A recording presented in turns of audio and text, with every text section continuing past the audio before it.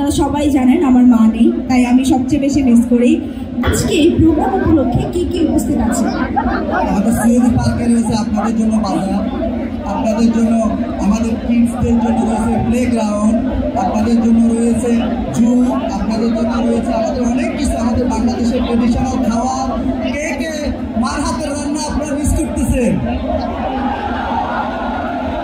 আমি আমার মার হাতের রান্না সবচেয়ে বেশি মিস করি, কারণ আপনারা সবাই জানেন আমার মা নেই, তাই আমি সবচেয়ে বেশি মিস করি। বাট এখানে এসে যখন এই যে বাঙালি খাবার খাই বাইরের দেশে এসে এবং বাংলাদেশের স্বাদ পাই, মনে হয় মার হাতের রান্নাই খাচ্ছি।